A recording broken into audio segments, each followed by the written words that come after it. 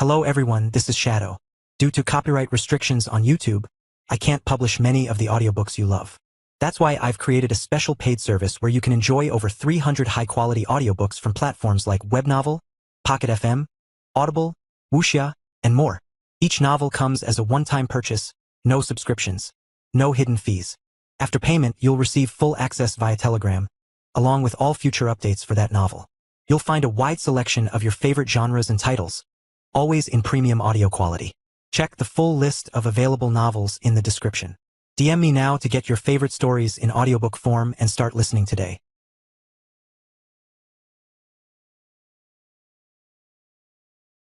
Chapter 925, Blood in the Alley. Long chapter. Ethan brought Micah and Ryan with him as they headed straight toward Magnolia. Their destination, however, was not Ember City. Instead, they were traveling to Central Magnolia. Ethan had actually been here once before. The last time he passed through this place, he had only stopped briefly while traveling toward the Antarctic region. At the time, he had simply taken a quick look around before continuing on his way. Coming back now, however, left him genuinely surprised, because he remembered very clearly that when he last passed through Central Magnolia, the entire city had been a ghost town. The streets had been empty, buildings abandoned, not a single person anywhere. But now, hovering high above the skyline, Ethan looked down and saw an entirely different scene. The modest city below blazed with light. Night had already fallen, yet the streets were alive with traffic and people, the whole place buzzing with energy. It was the complete opposite of what he remembered. What the? Ethan stopped midair, staring down. Micah immediately noticed the shift in his expression. What's wrong, boss? The last time I came through here, the place was completely silent, Ethan said slowly. All the ordinary people had vanished. Hearing that, Micah and Ryan both leaned forward and looked down curiously. No way, Micah said, his voice suddenly rising. So what's down there now? Ghosts.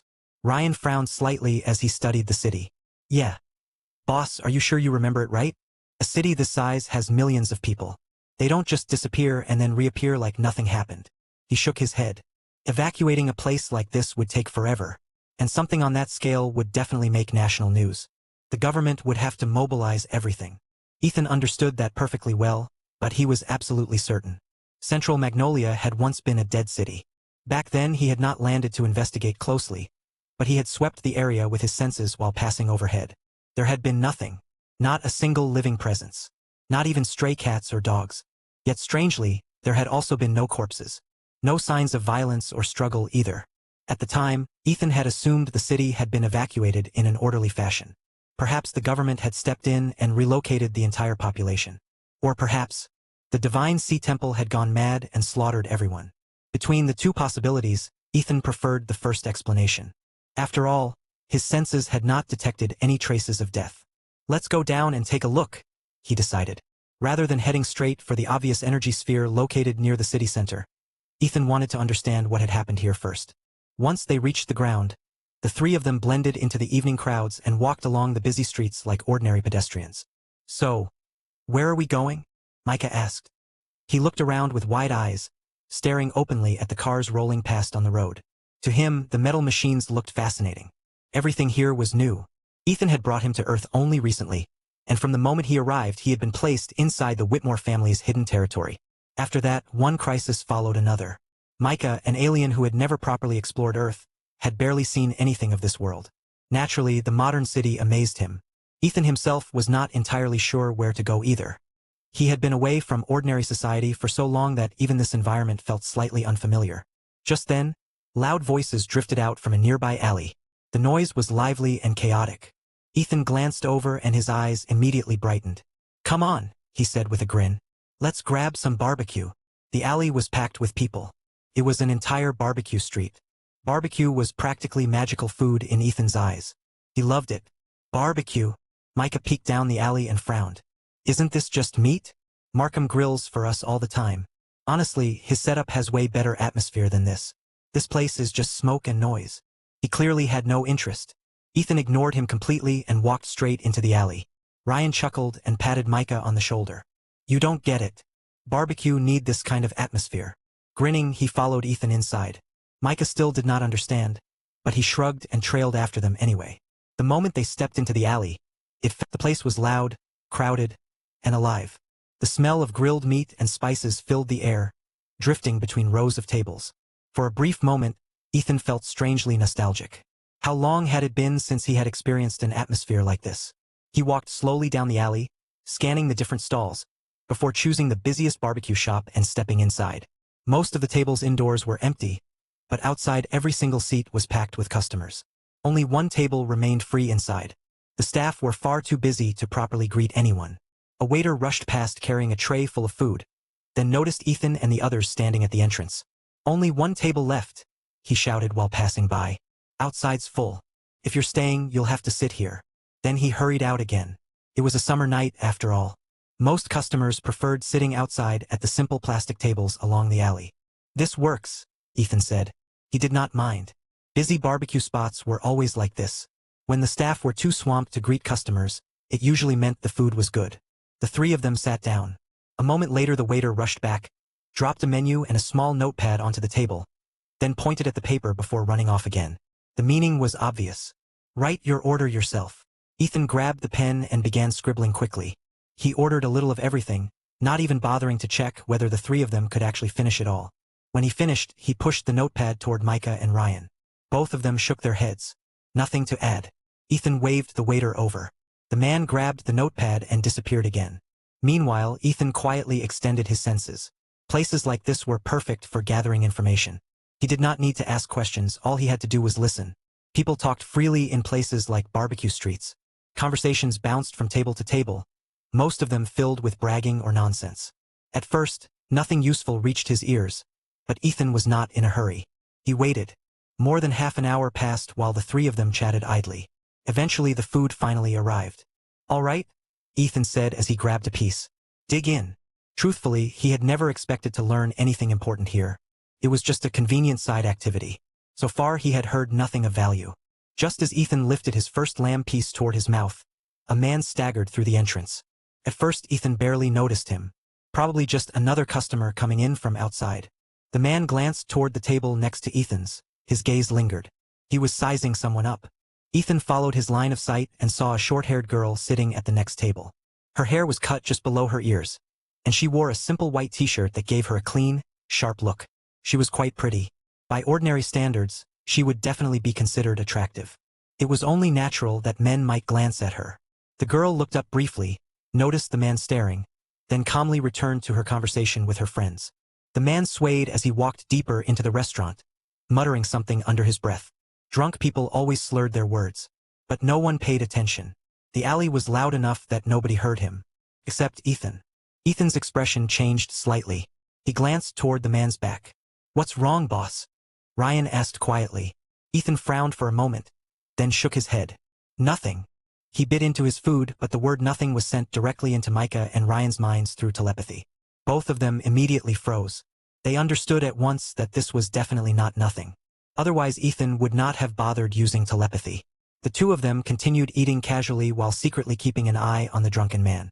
The man eventually reached the counter to pay his bill. He was probably finished eating. What he had muttered earlier, however, had been clearly heard by Ethan's senses. "That chick's hot. Gonna grab her outside." Ethan's lips curled slightly. The man was obviously trash. His arms were covered in bizarre tattoos, the typical look of a small-time street thug. Outside, he had a group of friends sitting at another table, 5 or 6 men along with 2 women.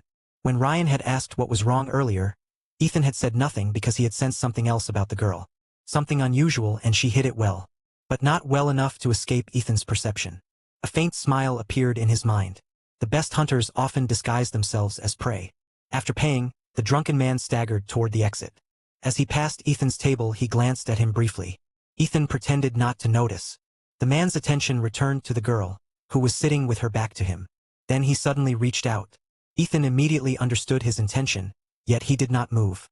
He wanted to see just how bold the man would be. The answer came instantly. The man was even bolder than expected. His hand landed directly on the girl's back, and he hooked a finger beneath what felt like an elastic strap. Snap. He released it. The strap snapped back sharply against her spine. "Ah!" The girl screamed and twisted away, pressing herself against the wall. "What do you want?" she shouted. "What do I want?" "You!" The drunk leaned closer, his hands wandering shamelessly. "No. Not here," he said with a grin. Too many people. Let's go outside. The entire room froze for a moment at the sudden scene. Before anyone else could react, the girl abruptly stood up. Her friends rose as well. And without saying a word, the group walked straight out of the shop. The drunk blinked in confusion. At the same time Ryan started to stand, clearly intending to intervene. Ethan grabbed his wrist. "Don't move!" His voice echoed directly inside Ryan's mind. "This isn't what it looks like. We might have just found something interesting." Before he even finished the thought, the supposedly frightened girl had already stepped outside. The drunk hesitated for a moment, then his face slowly twisted into a lecherous grin. Outside he whistled at his friends and gestured toward the girls walking ahead. Then he made an obscene thrusting motion with his hips. "Hey! Look at that!" His friends at the table burst into laughter. "Damn, what's going on? The girls here are that easy." Micah watched the whole thing with wide eyes, completely baffled. Ethan quietly extended his senses as the group of burly men eagerly followed the girls down the street. The two women who had been sitting with them tried to pull their boyfriends back, but the men shook them off and swaggered away anyway. Through Ethan's perception, their movements became crystal clear. The four girls slipped into a dark alley. The men exchanged grins and followed them in. "Damn it! Move!" Ethan muttered. He shot to his feet, threw some cash onto the table and vanished. Ryan and Micah immediately chased after him. Ethan moved incredibly fast, yet the moment he reached the entrance of the alley his face darkened. A blood-soaked man suddenly stumbled out and nearly crashed into him. "Help! Save me!" The man screamed desperately. His voice drew the attention of the two women who had been left behind earlier. Ethan had sensed something wrong and rushed over in an instant, but even that had been too slow. The alley was filled with the heavy smell of blood. Inside, four bodies lay scattered across the ground, and among them was the drunken man from the barbecue shop. All of them had been dismembered, their limbs severed. Only the man stumbling toward Ethan had managed to escape, though one of his arms was completely gone. Right then, a flash of silver shot straight toward his neck. A faint milky white light flickered around Ethan. The blade struck an invisible barrier. Shing! The weapon halted in midair. It was a short dagger about a foot long. A moment later the person holding it stepped out of the darkness. The girl in white. She held the blade in a reverse grip, moving with terrifying speed as her body followed the strike. Then she suddenly stopped when her eyes locked onto Ethan. "You!" She recognized him immediately. The man who had been sitting at the next barbecue table. Ethan opened his mouth to speak. Behind him, however, a furious shriek exploded. "You shameless bitch! Stealing my man!" One of the women who had been left behind earlier came charging toward them. She had seen her boyfriend follow the girl and, burning with jealousy, rushed over the moment she spotted the white-clad girl. Ethan sighed. Those men had been garbage, but this woman was unbelievably reckless. Without even looking at her properly, he backhanded her. Smack! The blow spun her around in place. "You hit me?" She shouted in disbelief. She had absolutely no idea that slap had just saved her life. "Shut up," Ethan said coldly. "Take him and go. He might still live." He shoved her toward the crawling man on the ground. The woman finally noticed the blood everywhere. "Ah! Call the police!" Her horrified scream pierced the night. Ethan winced. The woman did not even look back at the injured man. She simply turned and ran. Ethan cursed silently. Birds of a feather flee when trouble comes. The man lying on the ground was probably her husband. Ethan moved to knock her unconscious before she could attract more attention. But someone else was faster. A figure flashed past him. Thud! The woman's scream abruptly stopped. Micah stood there calmly, still chewing on a chicken wing in his left hand while several skewers were clutched in his right. He had shoved them straight into the woman's open mouth with a perfect aim. The wooden sticks jammed deep into her throat. Silence fell instantly as blood dripped slowly from the skewers. Micah pulled them out casually and tossed the bloodied sticks aside. "This woman," he said calmly, "has a horrible voice." Her mouth was a mess, with her teeth scattered across the ground. She tried to scream again, but only choked noises came out. Ethan nearly knocked her unconscious himself, but Micah had already solved the problem. Turning back to the girl in white, Ethan studied her carefully. At the exact same moment, the girl looked at him and spoke. "You, Divine Sea Temple. Divine Sea Temple?" The two of them asked the exact same question at the same time. Chapter 926. Marked as a deserter. Author. Hey everyone, just a quick note. I know updates haven't been as consistent lately, and I'm not going to make excuses for that. I really appreciate those of you who've stuck around, kept reading, and continued supporting the story. It genuinely means a lot. I'm working on getting back into a better rhythm and improving the update rate going forward, so you can expect things to pick up again.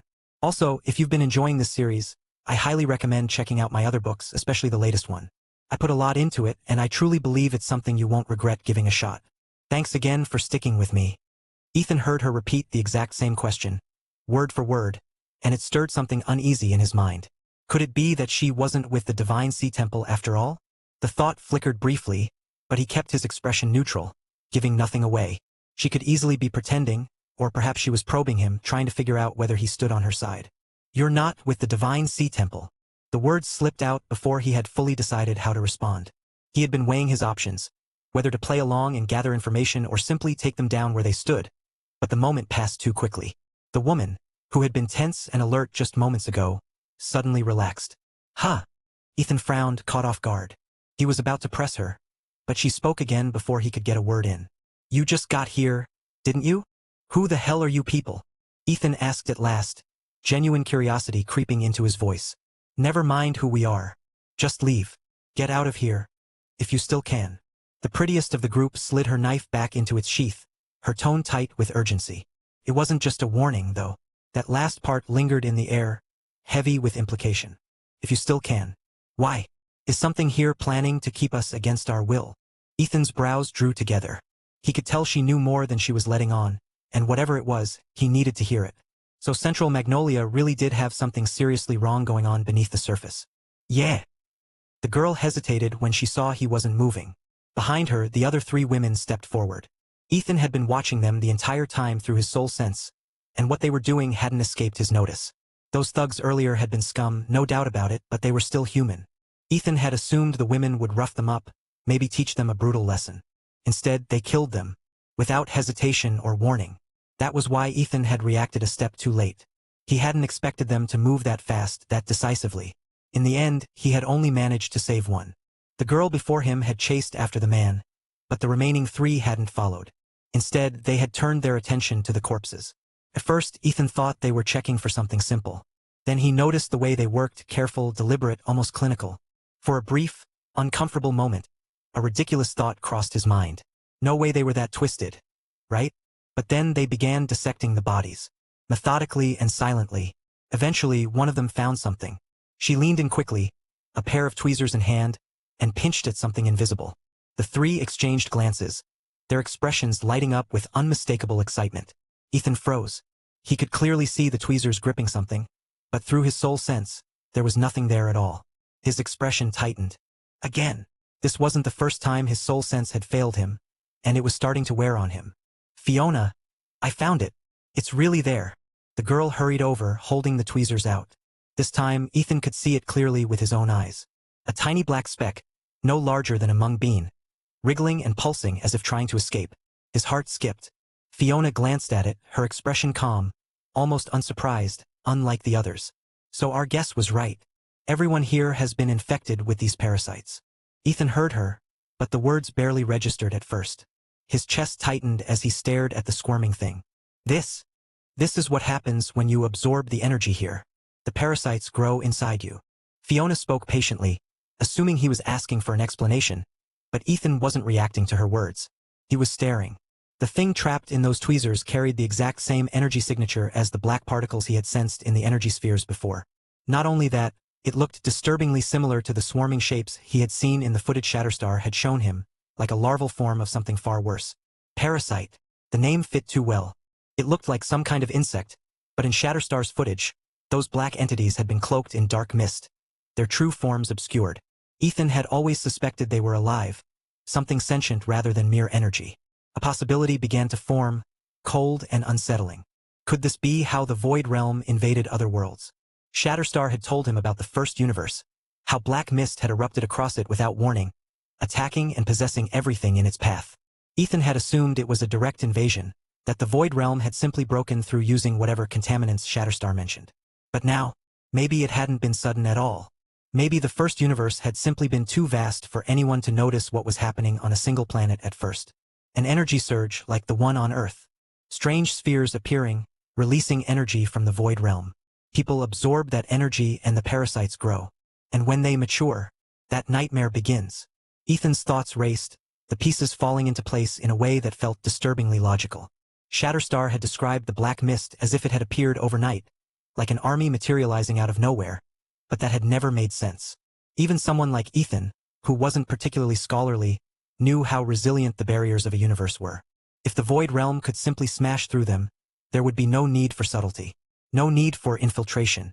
They would have already conquered everything outright. But then another thought struck him. There were 9 universes in the pie chain, and Earth's universe, the barren universe, lay outside of them. If those 9 universes were meant to act as a wall, and this corruption had already reached here, had the wall already fallen? Ethan's stomach tightened. His mother, the Lord of the Underworld, had gone directly to confront the Void Realm. If this was already happening here, if the Void Realm had already set its sights on this universe, was she in danger? Morzan had said 4 or 5 years. 2 had already passed. Time suddenly felt very, very short. Ethan forced himself to push the thought aside and looked back at Fiona. Who are you people? What are you doing here? These women were clearly not ordinary fighters. They were here with a purpose. The thugs earlier had simply been unlucky enough to cross their path, though in truth, given the way those men behaved, it was hard to feel much sympathy. If anything, they had likely met a fate they had long earned. We're the 9th Division. This is our mission. Fiona gestured toward the container holding the parasite before fixing her gaze on Ethan again. The real question is, who are you? Ethan blinked. 9th Division? A realization hit him. He hadn't seen Celeste since returning. Not among the group he brought back from the Antarctic, and not within the Silverwood family's hidden territory either. He had heard about her, though, from Leo. According to him, the 9th Division had been crushed during their first clash with the Divine Sea Temple. Leo had mentioned it casually, without much detail, and since he didn't seem shaken, Ethan had assumed Celeste was safe. If something had happened to her, Leo would not have been so composed. And yet here stood someone claiming to be 9th Division. Ethan felt a flicker of surprise. He himself had technically been part of it once. Aside from that first mission to Shadowlink's village, though, he had done almost nothing for them. Thinking about it now, it was a little embarrassing, especially considering he had killed their director and later purged the dissenters in a brutal internal conflict. Though not all of them had been beyond saving. People like Celeste, who had been controlled but not completely broken, had managed to hold onto their humanity. Seeing Fiona and her team now, the rumor that the 9th Division had been completely wiped out suddenly felt exaggerated. Which unit are you from? Stationed in Central Magnolia? Ethan asked, deflecting her question. We're Shadow Unit. Fiona answered instinctively. Fiona. One of the older women behind her cut her off sharply. Fiona froze mid-sentence, her expression turning awkward before she shot Ethan an irritated look. I've been asking you questions, and you haven't answered a single one. Forget it. We need to report back and figure out how to deal with this thing. She gestured toward the parasite again before continuing. You should leave, if you still can. The Divine Sea Temple won't make it easy. Getting in here was simple, but getting out? That's another story. And whatever you do, don't absorb the energy here. Seal yourself off. Those parasites are mixed into it. Despite her irritation, there was genuine concern in her voice. Ethan found that oddly endearing. Still, his curiosity lingered, especially about this so-called Shadow Unit. He had never heard of it before, yet these women were undeniably strong. Fiona in particular stood out. She couldn't have been more than 19, but the way she moved, the speed of her blade, it was almost like teleportation. Almost as fast as Vasuki. He wondered briefly which of them would be faster. Everyone seemed to have their own specialty. Even him. Though the one ability he possessed was something he could never safely use on Earth. He had tried it once, back in the Sea of Death, and had been lucky that the star he summoned was far smaller than the Umbral Star. Earth was different. A smaller planet. If he ever miscalculated and dragged something larger down, the entire world would be wiped out. Forbidden. Starfall Barrage. An overwhelmingly powerful technique, and completely impractical. The kind of move where you kill your enemy and yourself in the same breath. Fine. We're leaving. Fiona's voice snapped him out of his thoughts. She had noticed him zoning out again and clearly had no patience left. Wait. Ethan called out, and she stopped, turning back with visible annoyance. What? I'm actually with the 9th Division too. He pulled out his small notebook, the one marked with a large M on the cover, representing the Ember City branch. He held it out, expecting recognition. Fiona glanced at it briefly and rolled her eyes. M Squad, huh? Fine. I guess that makes us co-workers. Her tone was flat, unimpressed, but the 3 women behind her leaned in, examining the notebook more carefully. They checked the photo, confirmed it was legitimate, and their expressions softened. One of them handed it back with a small smile. A squad's a squad. Don't mind Fiona. Lynn, what's that supposed to mean? Fiona, relax. How many 9th Division squads are even left? Does it matter if it's M or Q? We're alive. That's what matters. The tension eased slightly as another woman stepped forward. I'm Lynn. That's our big sis, Yvonne. Number 3 is Sienna. I'm number 2, and she's the youngest. Her introduction was warm, almost disarmingly friendly. Ethan felt a flicker of awkwardness. They didn't recognize him at all. He had half expected to explain himself, maybe even be recognized immediately. After all, his name had carried weight within the 9th Division. He had taken down Director Vaughn and dismantled the internal faction conflicts. But apparently that reputation hadn't reached them. Were you not at the battle against the Divine Sea Temple? Yvonne asked. Ah, I was on another mission. The moment the words left his mouth, he felt the shift. The 3 women exchanged glances, their expressions cooling almost instantly. You're lying. Fiona turned sharply, pointing straight at him. You're a coward, a deserter. Figure someone from M Squad would be trash. She stomped her foot, anger flashing across her face before she turned away. Big sis Lynn, Sienna. Let's go. The others said nothing. They simply gave Ethan one long, searching look before turning and following her. Ethan stood there, stunned. Just moments ago, everything had been fine. Now this? He couldn't understand it. All he had said was that he wasn't there. What he didn't know was that when the 9th Division had clashed with the Divine Sea Temple, every single mission had been recalled. All squads were ordered back. Some never showed up.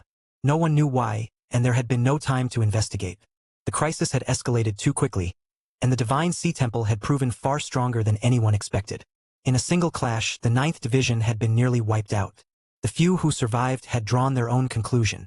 Any squad that didn't return was a squad that ran. And to them, Ethan's explanation sounded no different from an excuse.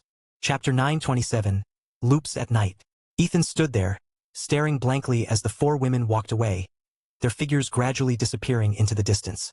He let out a quiet breath and shook his head. So much for that. Still, it wasn't a complete loss.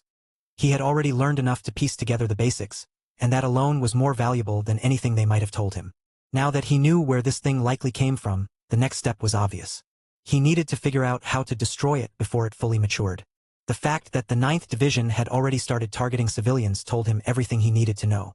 Those people were no longer truly civilians, not in the normal sense.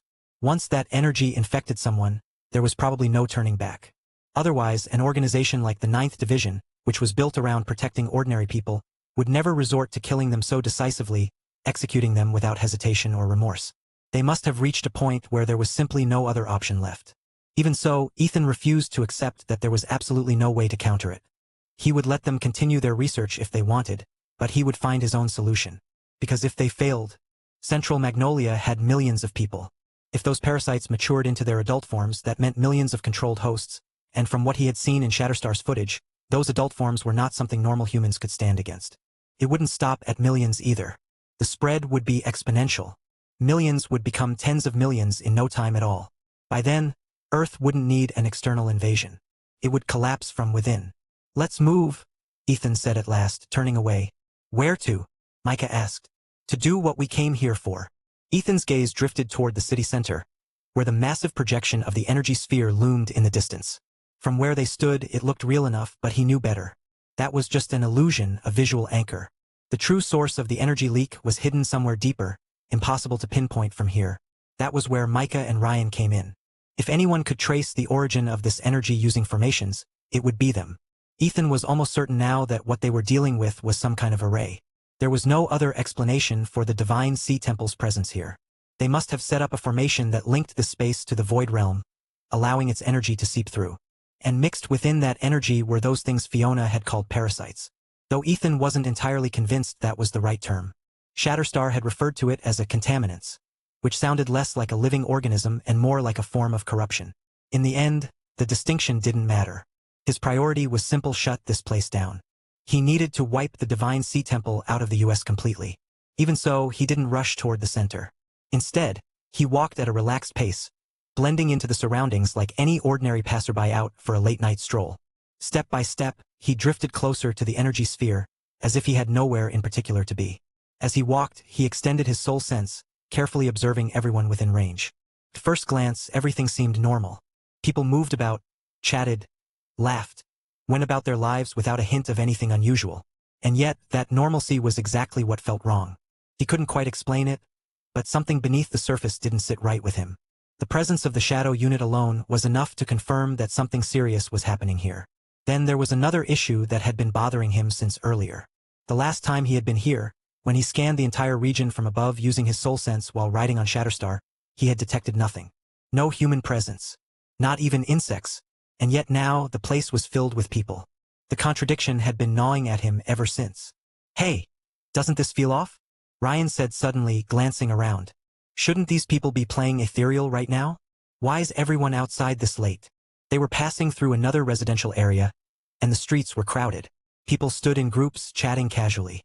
Elderly couples danced together in an open square. Children ran around in packs, laughing and shouting as they played. It looked like a perfectly ordinary evening in a lively neighborhood. Except for one detail. Ryan's casual remark struck Ethan like a sudden jolt. Ethereal had changed everything. The people who used to spend their nights outside like this would almost certainly be logged into the game by now. Ethan checked the time. 1 in the morning. The streetlights were still on, casting a steady glow over everything, and only then did he realize he hadn't paid attention to the hour. 1 a.m. "That's it," he muttered under his breath. "What was that, boss?" Micah asked, though he was too busy gawking at everything around him like a tourist to really pay attention. Ethan ignored him and turned to Ryan. "Is Ethereal still running?" "Yeah, of course it is," Ryan replied. "That's why this is so weird. It's like these people have never even heard of the internet." Ethan narrowed his eyes as he scanned the crowd again. "Exactly. It's 1 in the morning. Even before Ethereal, people weren't out here dancing and hanging around like this at this hour. And those kids, running around in groups like that, don't they have school tomorrow?" His gaze swept across the scene once more, slower this time. That was when it clicked. Their routines, they weren't just unusual. They were completely disconnected from normal human behavior. Ryan checked his watch again after Ethan pointed it out, his expression shifting. "All right. Yeah, that's definitely not right. So what's causing it?" He sounded genuinely puzzled. Micah, on the other hand, didn't seem bothered at all. While Ethan and Ryan were still analyzing the situation, he had already wandered off toward a nearby crowd. 2 elderly men were sitting across from each other, playing chess. Both were rigid, focused, their expressions intense as if they were competing at a professional level. The spectators surrounding them, however, were anything but composed. "Move your knight. Take him with your rook. What's the point of taking him? You still won't win. So what if I won't win? I'm taking him anyway. TCH, you're terrible. Stop pretending you know how to play. If it were me, I'd push my pawn. You're calling me terrible? You're the terrible one. Come on, let's play. I'll crush you." The players remained calm, ignoring the chaos around them, while the onlookers argued loudly, nearly coming to blows over moves that weren't even theirs to make. Micah watched, amused at first until the game ended. A new one began. "Move your knight. Take him with your rook. What's the point of taking him? You still won't win." Micah's smile slowly faded. The words were identical. Every line, every argument exactly the same as before. Even the moves on the board followed the same sequence, leading to the same result. Red 1. A chill crept down his spine. He pushed through the crowd and hurried back to Ethan, his face pale, eyes darting nervously. "What's wrong?" Ethan asked, noticing immediately. I think I just saw something messed up. Those chess players." Micah quickly explained what he had witnessed. Ethan and Ryan exchanged a glance before heading over to see for themselves. 10 minutes later, all 3 of them stood there, staring. The scene repeated itself perfectly. Every move and every word, like a recording stuck on loop. The hell is this?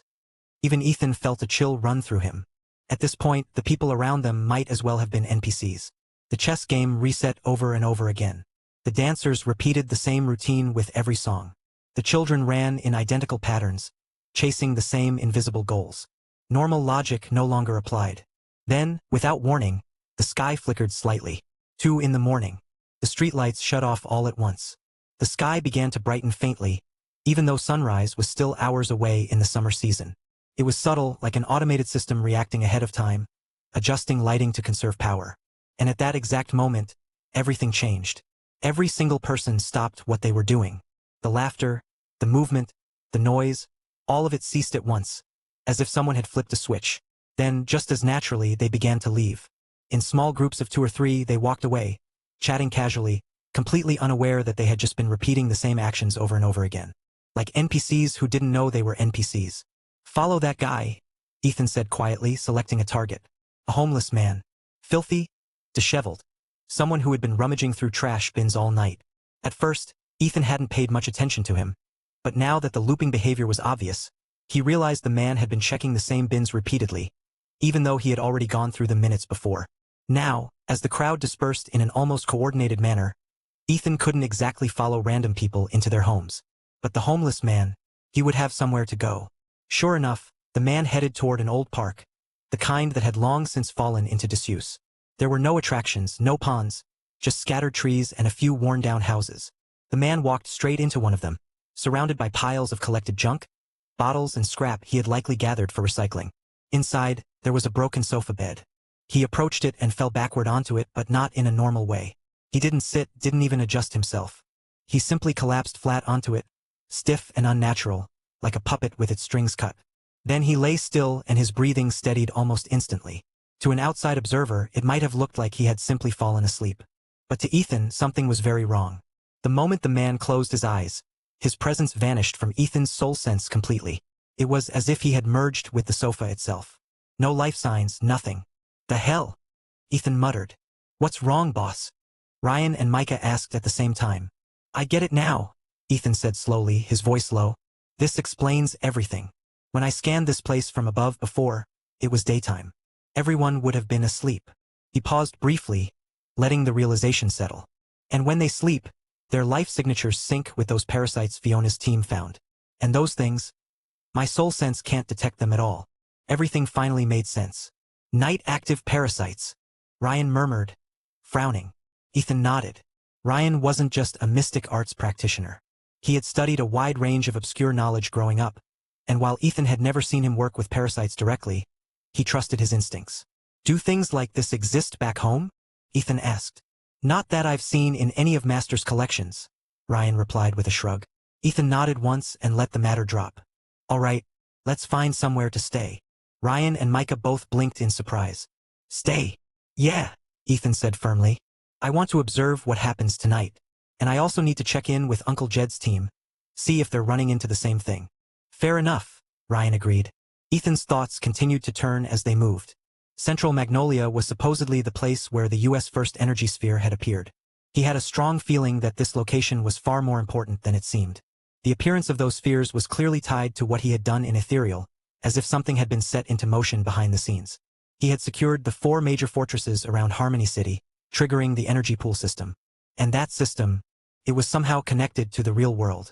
Every time a player logged out of their capsule, energy leaked out, spreading across the Magnolia Valley region. There seemed to be some kind of barrier at the borders, containing it, preventing it from spreading further.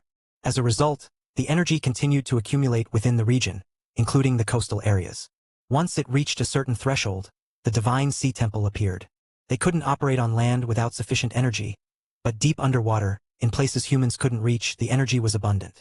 It reminded Ethan of the Antarctic region, where magical beast clans thrived. The difference was that the ocean had no such barrier, but that hardly mattered.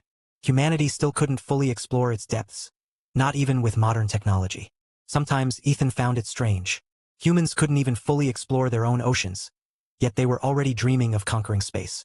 Eventually, they found a suitable spot, another quiet building where they could sit without drawing attention. Micah and Ryan immediately settled into meditation.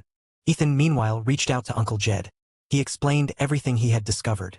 On the other end, Uncle Jed sounded genuinely confused. There was nothing like this happening where they were. Their nights were normal. People stayed home, logged into Ethereal as usual. They had already located and destroyed one Divine Sea Temple stronghold and were on their way to the next. Ethan told them to slow down, to rest for now. He needed to understand the situation fully before they pushed further. After ending the call, he sat down, closed his eyes, and let his consciousness sink inward, entering his mindscape as his thoughts continued to churn.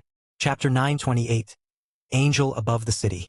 By the time the sky dimmed into evening once more, none of them had moved an inch all day, and even Ethan had to admit the sight was humbling in a way he hadn't expected. Micah and Ryan were completely absorbed in their routines, as if the passage of time meant nothing to them.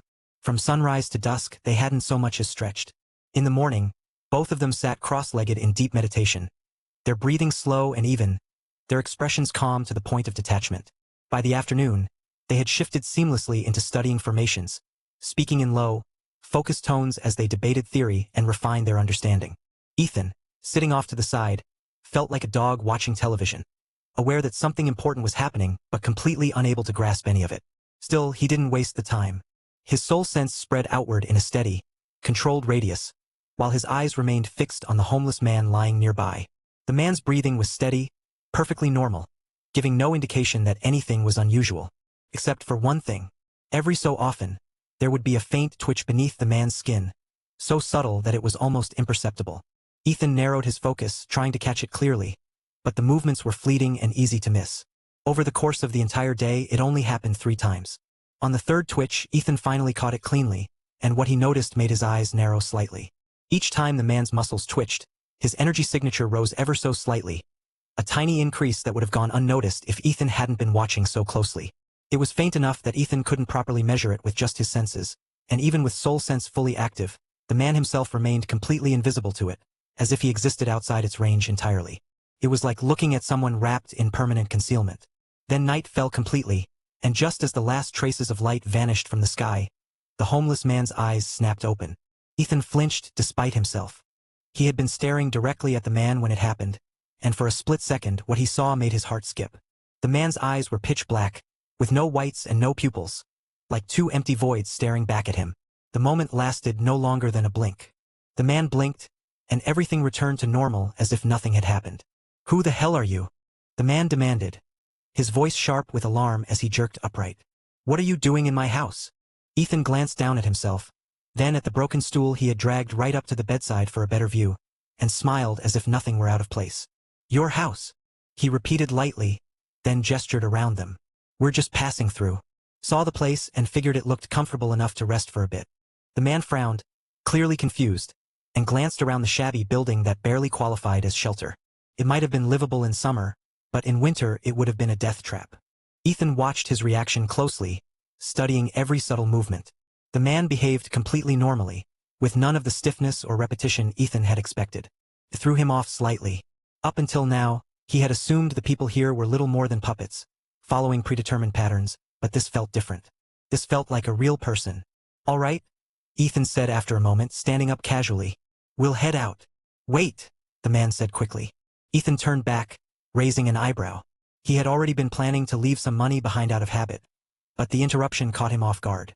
"You said this place was prime real estate," the man continued, his tone shifting. "Then I've got something you might be interested in." He leaned down and reached under his bed, rummaging around for a moment. Ethan almost told him not to bother, already assuming it would be junk. But the words died in his throat the moment the man pulled something out. Ethan froze. He recognized it instantly. "This thing fell from the sky yesterday," the man said, pointing vaguely toward the distance. "Right over there. See that crater? Scared the hell out of me. If it had landed any closer, it would have taken my head off. I tried selling it to a scrapyard, but the guy said it looked like some kind of Buddhist artifact and wouldn't touch it. You seem like you know what it is, so you can take it." The man kept talking, but Ethan barely heard him. His gaze was locked on the object in the man's hand, his thoughts racing. How far had this thing traveled? It was Vasuki's Vajra scepter, the very same one that had been thrown at him before. Ethan had knocked it away using the Twilight War spear, deflecting it with that strange Buddha demon resonance effect. He had assumed it had been sent flying into the upper atmosphere. Instead, it had crossed hundreds of miles and nearly killed a random man. Ethan glanced toward the crater the man had mentioned. It sat about 10 yards away, wide and deep enough to prove the story true. Then he looked back at the scepter, his expression unreadable. When he reached out to take it, the man didn't let go. Ethan paused, then withdrew his hand without complaint. Instead, he reached into his jacket, pretending to pull something out while actually drawing from his spatial storage. A thick stack of cash appeared in his hand, crisp $100 bills bound together. He handed it over without hesitation. The man's eyes widened, lighting up with disbelief as he stared at the money, then at Ethan. Without another word, he shoved the scepter into Ethan's hands and clutched the cash tightly. "All of this, for me?" he asked, almost unable to process it. "Yeah," Ethan said simply, lifting the scepter slightly. "It's worth it." The man burst into laughter, genuine and unrestrained, his earlier suspicion gone in an instant. Ethan shook his head faintly and turned away, already walking off. Objectively speaking, the Vajra scepter was on the same level as the Twilight War spear. It lacked sentience, but in terms of raw value it was a priceless artifact. $10,000 for something like this was practically theft. If anything, it might have been too much. Ethan had chosen that amount deliberately. For someone in the man's position, sudden wealth could be dangerous. 10,000 was enough to change his life if he used it wisely, perhaps to start something small and stable, but not so much that it would immediately attract the worst kind of attention. What he did with it from here on out was his own choice. When Ethan rejoined Micah and Ryan, the three of them left the abandoned park together. "Let's check the chess scene again," Ethan said. They made their way back to the spot from the previous night, and sure enough, the same crowd had gathered, the same energy lingering in the air. The only difference was the players themselves. The old men at the board were different, though Ethan quickly recognized them as the same pair who had been arguing the night before. Now, instead of arguing, they were playing. Ethan frowned slightly as he watched. At first, it seemed like things weren't repeating after all, but then the pattern became clear. It wasn't that the loop had broken. It was that each day had its own sequence, its own scene, and those scenes repeated on a daily cycle. As he observed, Ethan also noticed that the homeless man from earlier was nowhere to be seen near the trash bins. That made sense. The man was probably still somewhere counting his money. "The parasites inside them are causing this," Micah said quietly. Ethan nodded. "Yeah, that much is obvious." After a few more minutes, he straightened slightly. "All right, we've seen enough." Their next destination was the city center, but Ethan had already decided to adjust his approach. Charging in blindly wasn't his style. He wanted information first, even if it meant moving slower. Micah and Ryan agreed without hesitation, and they were just about to move when a sudden streak of light tore across the sky. It was a milky white glow, moving at incredible speed before coming to an abrupt stop directly above the city center. A moment later, another figure rose from the ground to meet it. All around them, the crowd reacted instantly. Conversations died, heads tilted upward, and then, as if responding to an unseen command, everyone dropped to their knees and bowed toward the city center. "What the hell?" Micah muttered, spinning in place as he took in the scene. The three of them were the only ones still standing, sticking out like sore thumbs. "Who are they bowing to?" Ryan asked, squinting upward. "One of those two? Wait, is that guy growing wings?" Micah pointed. Ethan narrowed his eyes but didn't dare extend his soul sense. He had no idea if either of those figures could detect it, and this wasn't the time to take risks. Still, even with just his vision, he could make out enough. "An angel," Ethan said quietly. "For wings." The second figure, the one rising from the ground, was even more familiar. Ethan couldn't confirm it without his senses, but he recognized the silhouette immediately. It was the temple lord who had escaped before. "A big one," Ethan muttered under his breath. Then his expression changed sharply. Without warning, he dropped low and pulled Micah and Ryan down with him. Both figures in the sky had turned. They were looking directly in their direction, from miles away, as if they had felt the weight of being watched. "They're strong," Micah whispered, keeping his head down. "Quiet," Ryan hissed back. Ethan could feel their gazes sweeping across the area, passing over the crowd again and again. Once, the attention lingered briefly on their position, and for a moment, the tension became suffocating. But they were face down like everyone else. Eventually, the pressure lifted. Ryan let out a slow breath, and the three of them rose carefully. By then, the figures in the sky had already disappeared. "Now what?" Ryan asked, wiping sweat from his forehead.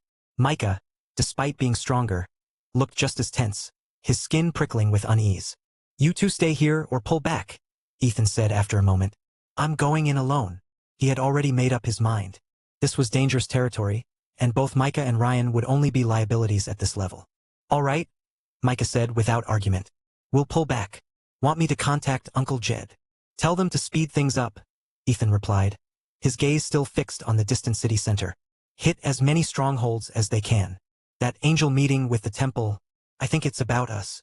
His expression darkened slightly. The energy coming from that four-winged angel had been overwhelming, far beyond anything he had expected to find here. If it joined the battlefield, Uncle Jed's group would be in serious trouble. Angels. They were tied to the Void Realm as well, perhaps even more closely than the Divine Sea Temple. Ethan's mind flickered back to that strange space, to the ancient monkey-like powerhouse he had seen, and the four-winged angels who had lashed it with lightning designed not to kill, but to torture. That kind of power didn't belong here. "Got it. We're leaving," Micah said. Neither of them dared to fly. They turned and ran instead, quickly disappearing into the distance. "Be careful, boss," Ryan added, handing Ethan a stack of talismans along with several pieces of carved jade. "These are void-breaking talismans, and the jade ones, Crush them and they'll teleport you about 2,000 feet. Might save your life. Ethan smiled faintly and clapped him on the shoulder. Relax. If I can't win, I can still run. With that, he turned and headed toward the city center. He kept his pace casual, blending in as much as possible as he moved through the residential streets. Taxis were everywhere, but strangely, every single one of them was empty.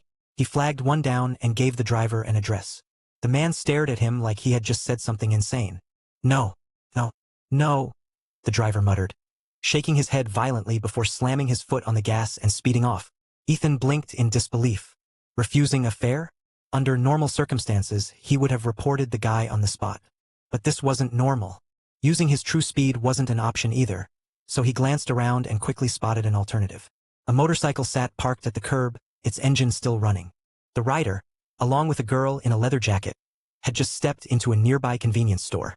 Sorry? Ethan muttered under his breath. In a single smooth motion, he was on the bike. He kicked the stand up, shifted into gear, and twisted the throttle. The engine roared to life with a deafening blast, the modified exhaust far louder than anything he was used to. Ethan winced slightly as the sound hit his ears, but the grin that spread across his face didn't fade. Hey! The shout came from behind him, but Ethan only glanced back long enough to flash a bright, unapologetic smile before releasing the clutch. The motorcycle shot forward with a sharp screech, accelerating like a bullet. The rider tried to give chase, but it was hopeless. He hurled his helmet in frustration, missing by a wide margin as it bounced uselessly off the pavement. Ethan didn't look back again.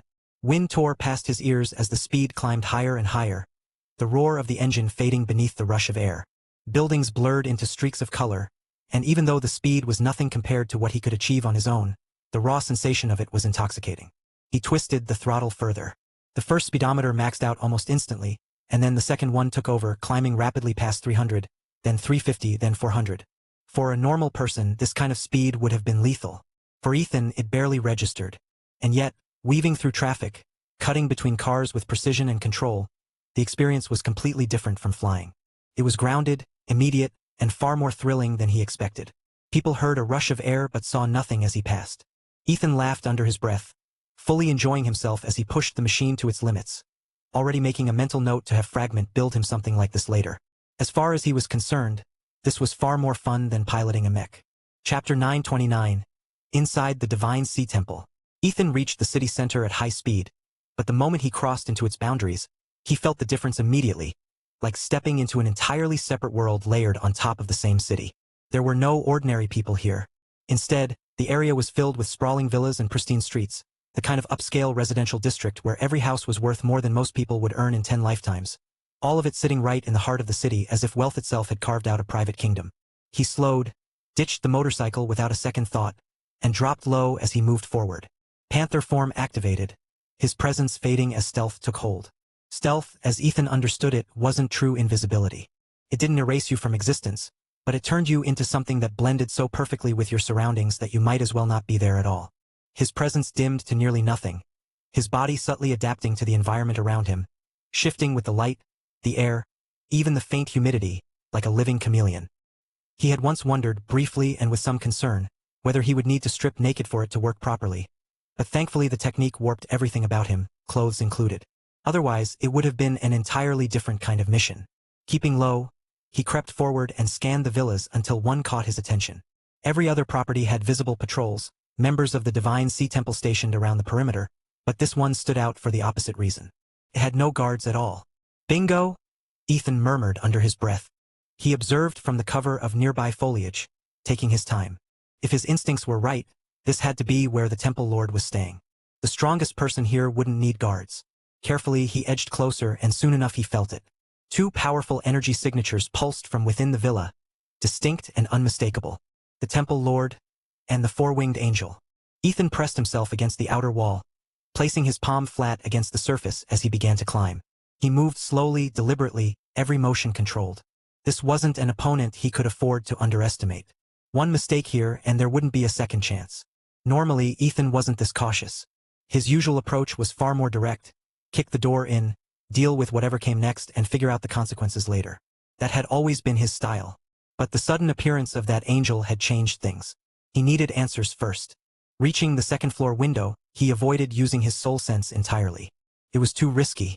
Instead, he relied on his hearing, his body pressed flat against the wall just beside the frame. With his stealth layered together with his soul technique suppression, he was effectively invisible to anything short of direct sight. Inside, the Temple Lord sat with his back turned, completely unaware of Ethan's presence. "Gould," the Temple Lord said, his voice cold and edged with hostility. "You came all this way just to gloat?" "Gloat," the angel replied, lounging casually on a couch across the room, legs crossed and posture relaxed. "No, I came to question you." "Question me?" the Temple Lord scoffed. "You think I can't handle them?" "Them?" Gould's tone carried a faint, mocking lilt, his accent rough and uneven. "Those U.S. fighters are formidable. How I deal with them is none of your concern," the Temple Lord snapped. "Take whatever you came for and get back to Vatican City." "Ah, so you do have it," Gould said, a faint smile tugging at his lips. "Hand it over. As for your little problem here, I'm sure the higher-ups will be in touch. I hope you enjoy their displeasure." The satisfaction in his voice was unmistakable. The Temple Lord rose with a low grunt. "Follow me, back to the temple. I'll get your package." Outside the window, Ethan's eyes sharpened. Vatican City. That explained where the angel had come from. And if Gould mentioned higher-ups, then the Void Realm was involved as well. That alone made this trip worth it. He had just begun to consider whether he should test their strength directly when the Temple Lord raised his hand. Space rippled, and a portal shimmered into existence between them.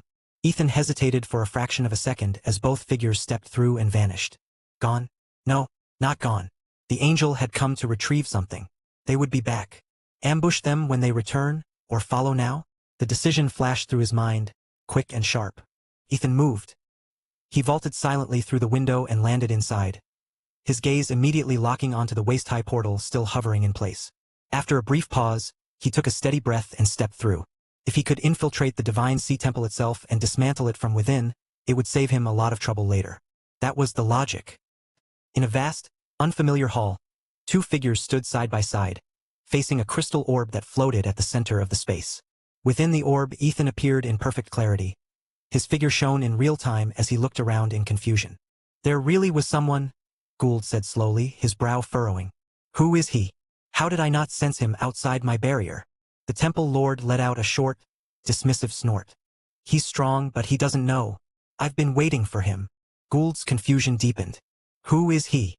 "Ethan Selim," the Temple Lord replied flatly. "An irritating little pest." Gould's eyes widened slightly. "That's him. You know him?" the Temple Lord asked, glancing sideways. "He killed 8 angels," Gould said, his gaze fixed on the orb. "They were only 2 winged servants, but that doesn't matter. No angel is to be desecrated. He's already on our kill list." For a moment, Gould simply stared, his expression flattening into something cold and calculating, as if he had already imagined Ethan's death 100 different ways. 2 winged servants? The Temple Lord said with a faint sneer. "Weren't you one of those once? Gained a pair of wings and forgot your roots?" Gould's expression twisted instantly. "You!" His 4 wings snapped open, flaring with energy as he stepped forward, anger spilling over. "In my domain?" the Temple Lord said calmly, flicking his wrist. "I am God here. You dare." A strange force wrapped around Gould's body before he could react. In the next instant, he vanished completely. Silence returned to the hall. The Temple Lord turned back toward the orb, his expression settling once more. From the shadows behind him, a figure stepped forward. It was a girl, short-haired and dressed in a simple white shirt, her figure deceptively ordinary. Fiona, the same girl from the night before. Her eyes were completely black, devoid of whites or pupils, like empty voids staring into nothing. The Temple Lord glanced at her and smirked. "Who would have thought those little ants I caught would have such useful memories?" He folded his hands behind his back, his voice echoing faintly through the hall. "Everyone knows the name Divine Sea Temple. Almost no one knows what it truly is. This place is a trial ground from the mythic age. The only way out is to clear the highest floor." He paused as if savoring the thought. "So now that you're here, take your time. Even if you manage to survive, by the time you reach the top, your friends will already be dead. And if you don't make it," his smile widened slightly, "then enjoy eternity in the trial grounds." With that, he vanished. Fiona remained where she stood, unmoving, her hollow gaze fixed forward in silence. Ethan stumbled as he emerged from the portal, the familiar distortion of teleportation fading as his vision cleared. The transition had been short, Nothing like the disorienting jumps across worlds he had experienced before, but something still felt off. He looked around. There was no temple lord. No angel. Nothing. A sinking feeling settled in his chest. Trapped? He muttered. Had they known he was there all along? Was this a setup? Questions piled up rapidly, each one more frustrating than the last. Where was he? And more importantly, how was he supposed to get back? A dull headache began to form as he tried to piece it together. The Temple Lord couldn't have known for certain that Ethan would follow. At best, it had been a calculated gamble, baiting him into stepping through the portal. Maybe he didn't want a direct fight. Maybe this was simply the more efficient option. Either way, Ethan had been removed from the board. He exhaled slowly and forced himself to focus on his surroundings. Fog stretched out in every direction, thick and suffocating, until a faint glow appeared on the horizon. It rose steadily, like a miniature sun climbing into the sky, burning away the mist as it ascended. When the light finally cleared enough for him to see, Ethan extended his soul sense instinctively. It barely reached 10 feet. He blinked, then tried again. 10 feet, that was it. A dry laugh escaped him before he could stop it. His soul sense, one of his most reliable abilities, had been reduced to something almost useless. It wasn't weakened so much as restricted, as if this place had rewritten its limits entirely. Another strange dimension, he muttered. Please tell me I didn't get thrown off planet again. Then he noticed movement in the distance. 4 figures flew across the sky, each carrying something unusual. The first wielded an enormous Saiyan sword, its hilt shaped like a dragon's head, the blade stretching impossibly long, yet handled as if it weighed nothing. The second carried a golden spear even longer, coiled like a serpent, radiating a sharp, oppressive presence. The third held a radiant seal, light flowing from it like a living current. The fourth was the strangest of all. A simple brush, no longer than a foot, glowing faintly red. Ethan stilled, watching carefully. The 4 figures shot outward in different directions, positioning themselves around what looked like a vast basin. Then, in unison, they raised their weapons and drove them into the ground. Light surged. Energy poured both upward and downward, as if the earth itself was responding. They began to chant, their voices low and rhythmic, feeding power into the formation. 10 minutes passed. At the center of the basin, a purple vortex formed, slowly stabilizing as it spun. The swordsman raised his hand, and a crystalline blade of pure energy appeared. Without hesitation, he dove forward and swung. Open, a massive crescent of light tore into the vortex, halting its rotation and splitting it apart. A crack formed, energy seeping out so densely that even breathing it made Ethan's soul feel lighter. The crack widened further. The second layer, the swordsman announced, his voice booming across the area. All disciples enter. Remember, the man with the brush added, his tone calmer but no less firm. If you have the strength, push higher. Reaching the 8th layer means freedom. But if you're not ready, the spearman continued, nodding once, come back alive. Don't throw your lives away. A chorus of voices answered from all directions. Yes. Disciples emerged, most of them no older than 16 or 17, gathering near the opening. They hesitated at first, staring into the unknown, until they were urged forward. One by one, they began to enter the vortex. Ethan watched silently, weighing his options. He could approach them, ask questions, figure out where he was. But before he could decide, the last disciple stepped through. 4 pairs of eyes turned toward him simultaneously. You're not from here, are you? The man with the brush said. Ethan gave a slightly awkward smile. Honestly, I don't even know how I got here. It wasn't a lie. The man laughed. Then you're lucky. You look young enough. Try the trial. Maybe you'll make it to the 3rd layer and earn your way out. Ethan hesitated, then asked, where exactly is here? This is exile territory, more or less, the man replied. You from the ancestral star? Ever heard of the Divine Sea Temple?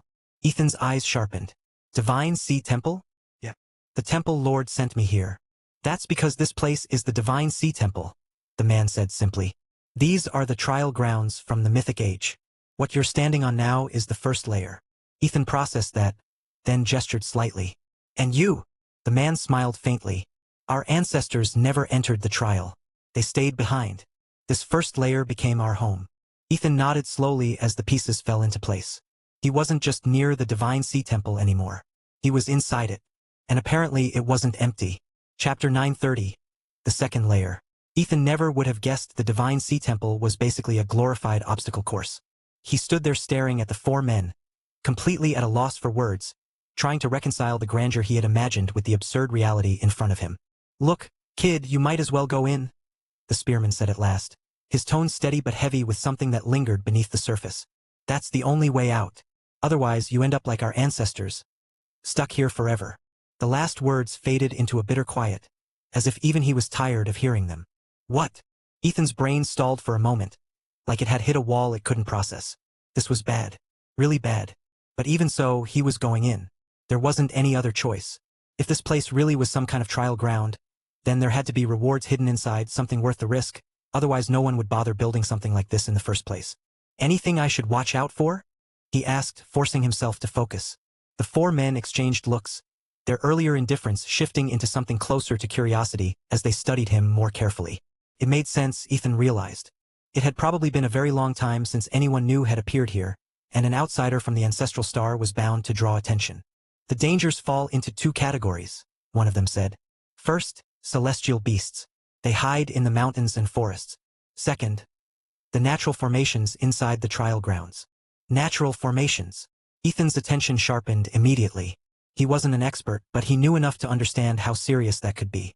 Spending time around Micah and Ryan had rubbed off on him more than he liked to admit, and he could still remember the two of them arguing endlessly about formations, about how most were artificial constructs that required materials, energy, and a guiding hand to function properly. But sometimes the world itself created them. No one set them. No one controlled them. They simply existed, shaped by the environment, unpredictable and often far more dangerous than anything crafted by human hands. Traps, illusions, killing zones. Some harmless, some lethal. If these men were saying the natural formations here were among the greatest threats, then this trial ground was anything but ordinary. Anyone who managed to clear it would be something else entirely. Ethan couldn't help but wonder if some of the so-called legends he had heard about had once passed through a place like this, carving out their reputation step by step. His expression hardened slightly. "That bastard set me up," he muttered under his breath. "Fine. Then I'll clear the whole thing and go back to crush him." The Temple Lord had known exactly what he was doing when he redirected the portal. There was no way this was an accident. Ethan drew in a breath, then clasped his hands toward the four men in a respectful gesture. "All right, I'm going in. And when I get out, I'm tearing this place down and bringing you all back to Earth." He didn't miss the look in their eyes when they spoke about being trapped here. The quiet longing worn thin by time. So he gave them a promise. For a brief moment, something lit up in their expressions. A spark of hope that hadn't been there before. But it faded just as quickly as it came. They remembered what he had said earlier, that he had been thrown here, not chosen, not someone who had willingly stepped into the trial. Every decade, they sent their children in, hoping someone would be recognized, hoping someone would succeed and escape this place. Generation after generation, that hope had gone unanswered. Their numbers were dwindling. Soon, there might be no one left at all. Ethan saw all of that without a word being spoken, and chose not to say anything more. Instead, he turned and walked toward the swirling tear in the vortex. "Wait, kid. Take this." The man with the brush, who carried himself like a judge, stepped forward and handed him a jade token. "You'll need it," he said. "Inject your soul energy into it. It shows your position, among other things. Back in the old days, people fought over these as proof of victory. Now, it's just a map." Ethan accepted it with a nod of thanks, then stepped forward and jumped without hesitation. The mist swallowed him instantly. For a moment, there was no sense of falling. Instead, it felt like he was rising, his body weightless, as if gravity had been turned inside out. "I jumped down," he muttered. "So why does it feel like I'm going up?" The sensation vanished as abruptly as it began, and his feet touched solid ground. Fresh grass cushioned the landing, and a breath of clean, vibrant air filled his lungs, making his entire body relax without him even realizing it. He lifted his gaze. Mountains stretched into the distance, covered in dense forests that pulsed with life. The environment felt richer than azure, almost overwhelmingly so, as if every inch of this place was saturated with energy. "So this is the trial grounds," he murmured. "The energy here is insane. Wait, what's with these plants?" At his feet, something that looked like a clover swayed gently in the breeze, except it had 5 leaves instead of 3, and each one gave off a faint, soft glow. It seemed to react to his presence, tilting away from him as if startled, which immediately caught his attention. He crouched down for a closer look, curiosity rising. A blur flashed past. Someone appeared right in front of the plant, grabbed it without hesitation, and yanked it out of the ground, roots and all. Ethan blinked. For a second, he wasn't sure what he had just witnessed. He didn't even know what the plant was, but judging by the speed and precision of the movement, it was definitely something valuable. His eye twitched slightly as he straightened up and looked at the culprit. Thanks. See you around. The figure wore plain robes, their hair tied up neatly in a scholar's style. They flashed him a grin, gave a casual wave, and then shot off toward the tree-line in a blur of motion. Ethan watched them disappear, his expression flattening. A woman. He rolled his eyes. The disguise might have fooled someone else, but not him.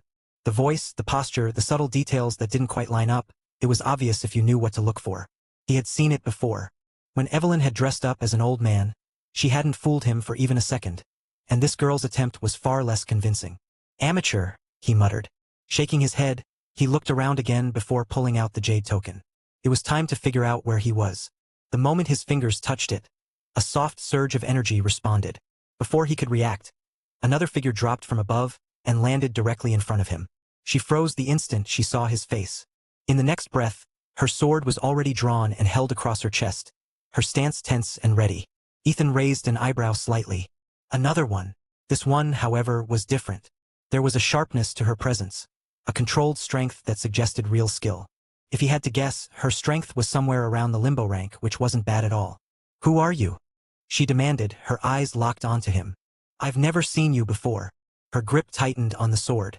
That alone said enough. The group of participants here was small, tight-knit. They had likely grown up together, which meant any unfamiliar face was an immediate threat. Ethan didn't answer.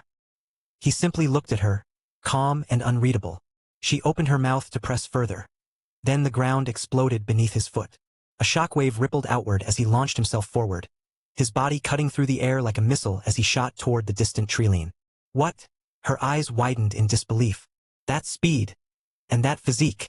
For a long moment, she just stood there, stunned, watching the direction he had vanished. If someone like that was participating in the trial, then everything had just changed. She had heard stories from the elders, stories about how the trial used to be brutal, where survival meant fighting, where death was a constant possibility. But in recent generations, things had softened. Every decade, they entered, gathered resources, and left without incident. This was no longer that kind of place. At least it hadn't been. Until now. She exhaled slowly, trying to steady herself, but her thoughts kept circling back to what she had just seen. That speed was far beyond her. Even the 4 guardians who oversaw the trial didn't seem to possess that level of physical strength, or at least not in the same way. And yet, his strength level had felt low, which only made it more unsettling. She shook her head. No, not at their level, she murmured, a chill creeping down her spine. Slowly, she sheathed her sword. He didn't attack, she whispered. If he had, I'd already be dead. The realization settled heavily in her chest. She had nearly provoked him. If she had actually struck first, the outcome would have been very different. I need to warn the others, she said under her breath, her expression tightening. Do not provoke the outsider. Without wasting another second, she turned and disappeared into the forest. Ethan eventually found his way to a mountain peak and climbed onto the thick branch of an ancient tree, settling himself into a concealed position where he could observe his surroundings without being easily noticed. Only then did he take out the jade token again. Nobody's dropping in on me this time, right? He muttered. He still didn't fully understand how the trial worked. It felt a bit like those old tower climbing games where each level got progressively harder, but there had to be more to it than that. Focusing, he pushed a thread of soul energy into the token. Information flooded his mind instantly.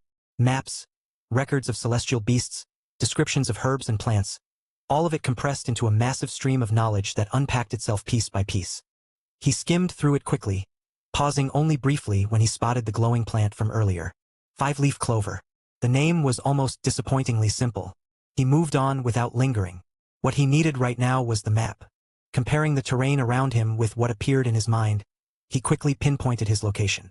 He was on the southern edge, near the outer perimeter of what was labeled as the second layer. The structure of the area became clear as he studied it further. The entrance to the second layer formed a massive ring, guiding everything inward like a funnel.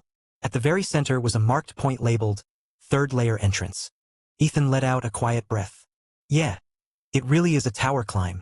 Several regions on the map were marked in red, with the density increasing the closer they were to the center. The core itself was almost entirely covered in solid red, a clear indication of extreme danger. There were 2 possible routes to the third layer. One path curved around the danger zones, leading north in a relatively safe arc. The other went straight through the center. Faster, obviously, But the map didn't specify what exactly made those red zones so dangerous. Ethan narrowed his eyes slightly as he considered it. The map was old, possibly very old. If those areas were filled with celestial beasts back then, there was no telling what they might have become after all this time. Maybe they had died out, or maybe they had grown even stronger. He wasn't particularly interested in finding out the hard way. I'll go around, he decided. The safer path might take longer, but it reduced unnecessary risk, and right now, his goal wasn't to prove anything. It was to get through this place and get out. Besides, the other participants would likely take the same route. They had been raised here, taught how the trial worked, and guided toward progressing upward rather than lingering in dangerous areas. If he wanted information, they were his best bet. With that in mind, he dropped down from the tree and began moving north. The distance wasn't short. Starting from the southern edge meant a long detour, and he couldn't help but feel a bit unlucky about his landing point. But it was still better than wasting time dealing with unknown threats. After about half an hour of steady movement, the jade token pulsed faintly in his hand. A small dot blinked into existence. "Someone nearby," he murmured. He focused on the token, quickly activating its stealth function, which hid his own position from others, before adjusting his path toward the signal. Another 10 minutes passed before he found them. A figure crouched low in the grass, clearly trying to stay hidden. Ethan slipped into concealment as well, lowering himself behind them just as additional dots began appearing on his token, all converging toward the same location. Footsteps approached.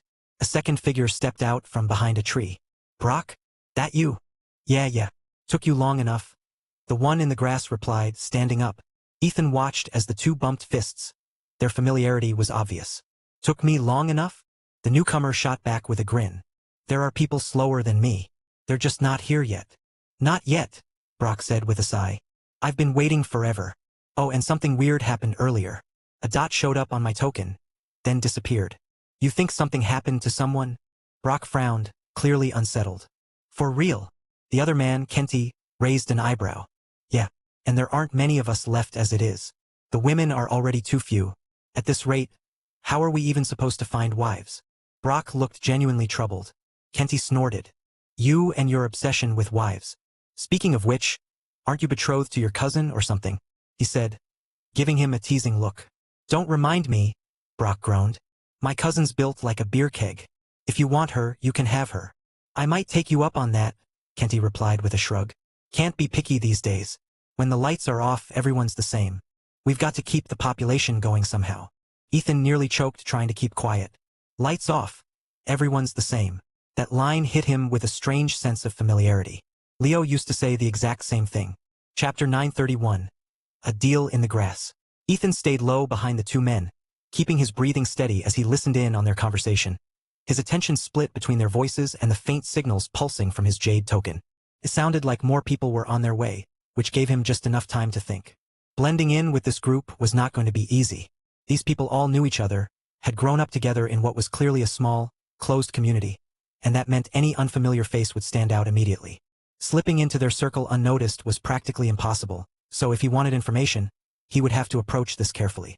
Brock and Kenty were still talking when several more dots lit up on his token, all heading toward their position. Judging by the way the two glanced at their own tokens, they had noticed it too. "Must be Hayes and the others," Brock said. Kenty nodded, his gaze fixed on the distance as if he could already see them approaching. A gray figure came into view not long after, moving quickly through the terrain before landing lightly nearby. "Hayes, you made it."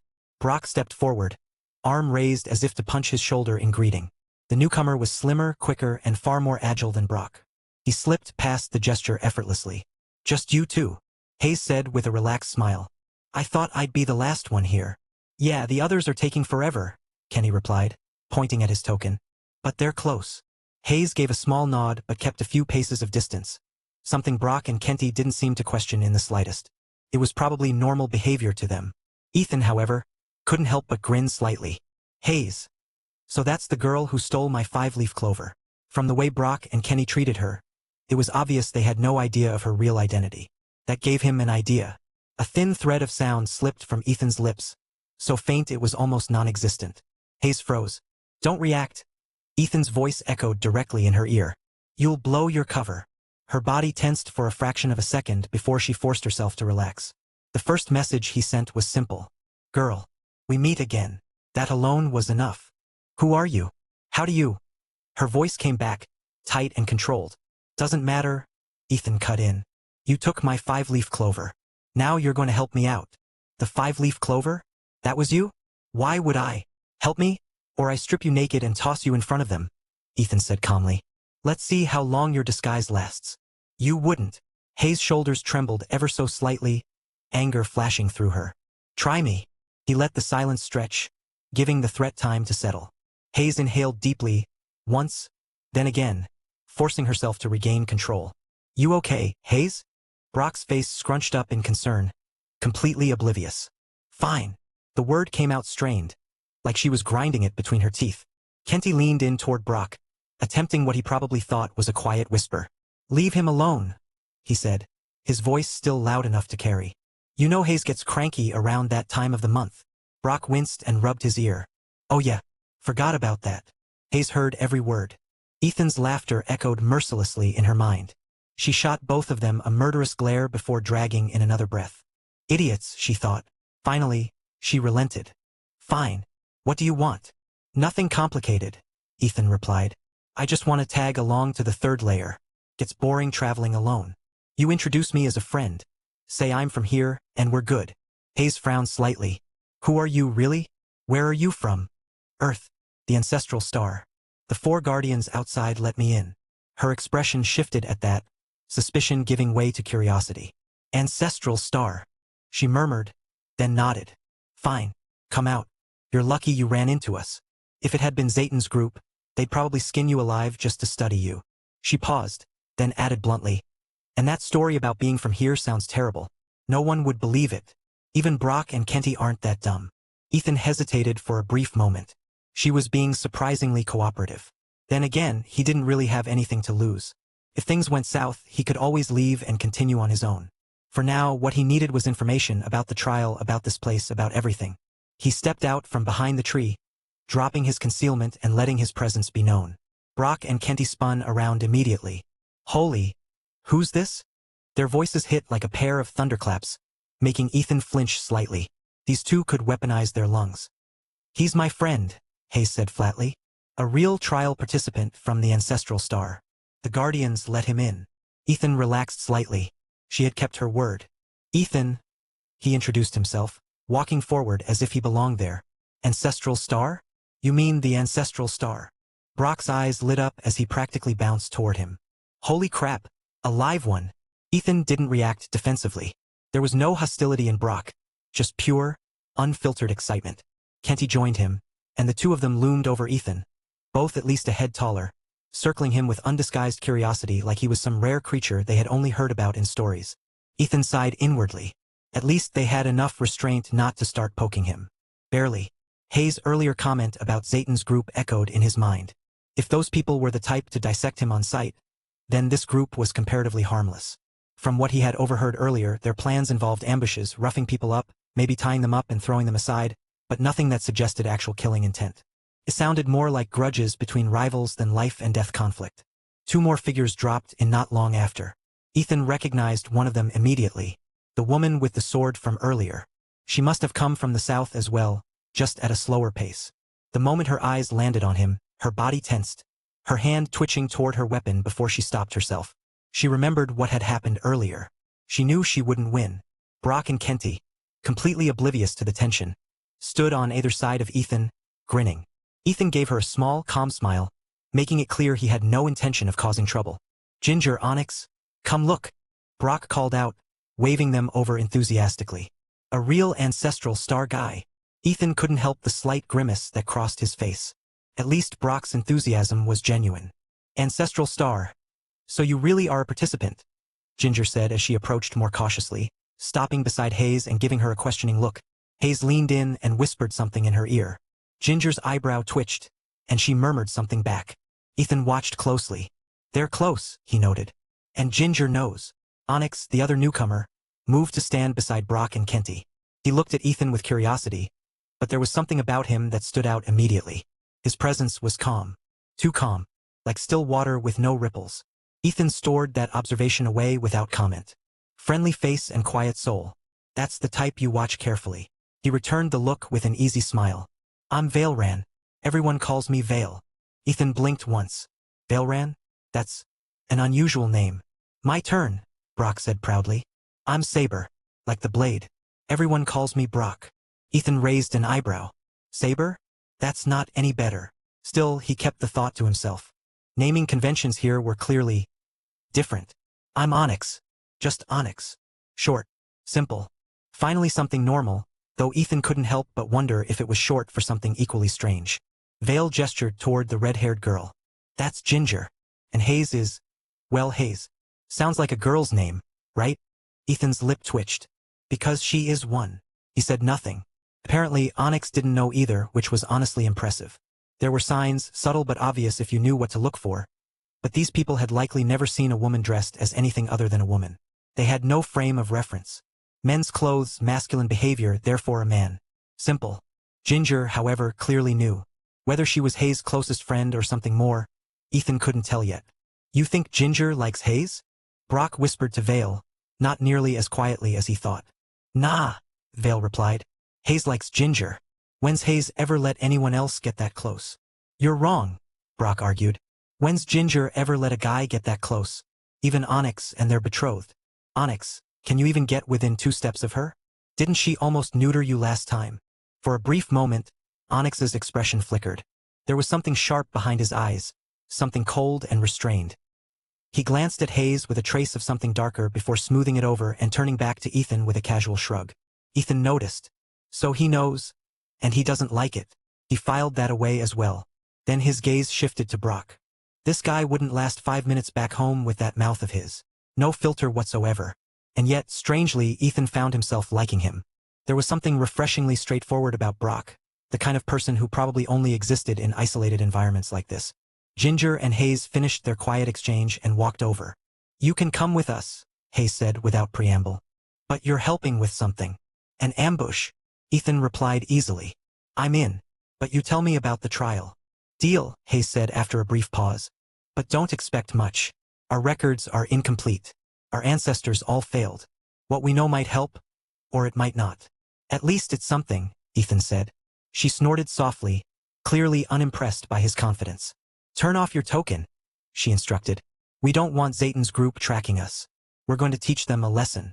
They think having the clan leader as a grandfather means they can push everyone around.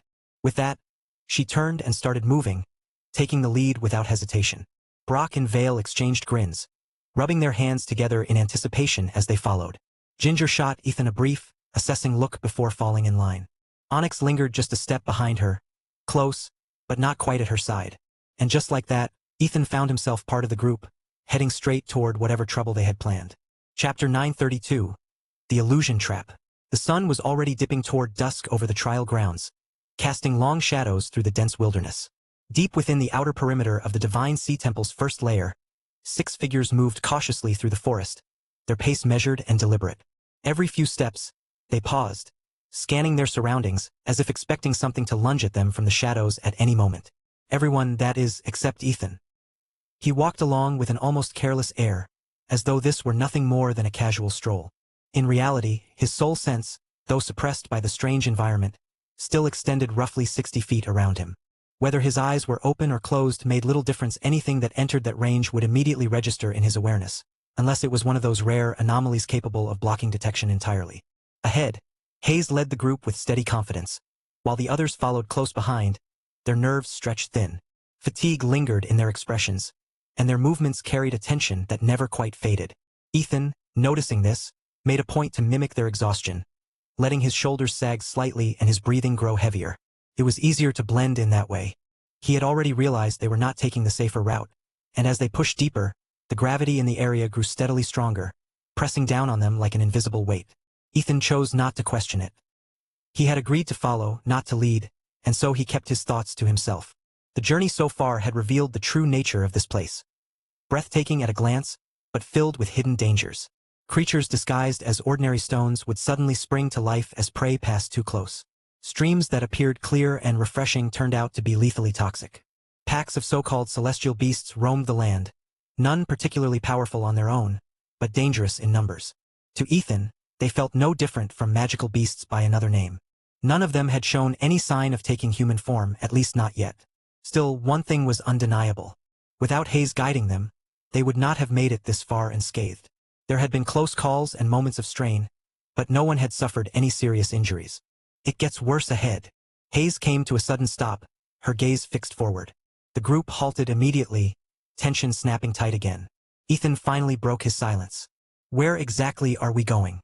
Not straight to the third layer. Hayes glanced back at him and shook her head. We are, eventually, but the passage isn't open yet. Ethan's eyes flickered for just a moment before he smoothed his expression. So we need to unlock it somehow? Yes and no. She offered no further explanation and instead turned away, moving off to gather herbs growing nearby. Ethan watched her for a moment, waiting for more, but none came. The vegetation in this region was denser than before, though not uniformly so. Every 100 feet or so, they would come across patches of valuable herbs worth collecting. While Ethan had little personal interest in them, he still gathered one of each type he encountered. If he could transplant them back onto Earth, it might prove useful, especially if some of these species had gone extinct there. After a while, Hayes spoke again. We need to find shelter for the night. The trial grounds are too dangerous after dark. Her word carried authority, and no one objected. They were all exhausted, their nerves frayed from constant vigilance, and the thought of rest was more than welcome. Not long after, they spotted a massive ancient tree in the distance. Its thick trunk and sprawling roots made it an ideal place to set up camp, offering natural protection from at least one direction. They headed toward it, and kept heading toward it. Ethan frowned slightly as time passed. The tree had not seemed far when they first saw it, yet no matter how long they walked, it did not appear any closer. The others began to notice as well. We've been walking for ages, Vale muttered, his voice edged with irritation. Yeah. What's going on? Brock scratched his head, confusion plain on his face.